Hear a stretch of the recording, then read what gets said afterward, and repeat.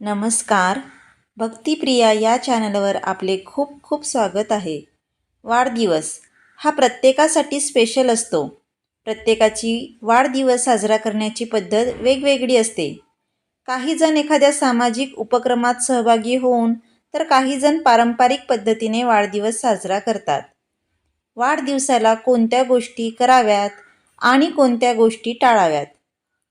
वाढदिवस रात्रीऐवजी सकाळी साजरा करावा. त्या दिवशी सूर्योदय होताच लवकर उठून स्नान करून मोठ्यांचा आशीर्वाद घेणे आवश्यक असते. कारण या दिवशी दिलेला आशीर्वाद फलद्रूप होतो. त्यानंतर गुरुला नमन करावे आणि देवाची श्रद्धेने पूजा करावी. त्या दिवशी एखाद्या मंदिरात जाऊन देवदेवतांचं दर्शन अवश्य घ्यावं. ज्या व्यक्तीचा वाढदिवस आहे त्याला भेटवस्तू अवश्य द्यावी. हा तुम्ही त्या व्यक्तीला दिलेला आशीर्वाद आणि प्रेम असते. वाढदिवसानिमित्त नवीन कपडे घालावेत. शास्त्रानुसार ही पद्धत अतिशय योग्य आहे. वाढदिवसाच्या निमित्ताने काही ना काही दान करणे गरजेचे आहे.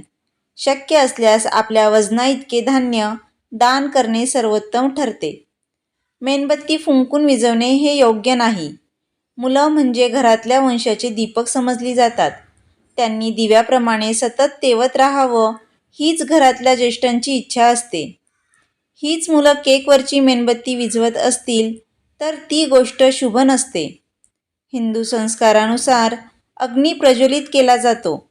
तो विझवणे अशुभ मानले जाते. वाढदिवस तारखेनुसार नाही तर तिथीनुसार साजरा केला पाहिजे.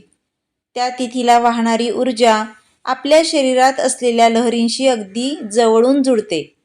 म्हणून तिथीला वाढदिवस साजरा करावा. घरातल्या माता भगिनींनी औक्षण करून दीर्घ आयुष्याचा आशीर्वाद द्यावा. पालकांनी या दिवशी मुलांना रागवू नये. या गोष्टी लक्षात ठेवून पारंपरिक पद्धतीने वाढदिवस साजरा करावा.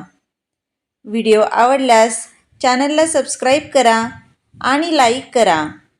धन्यवाद.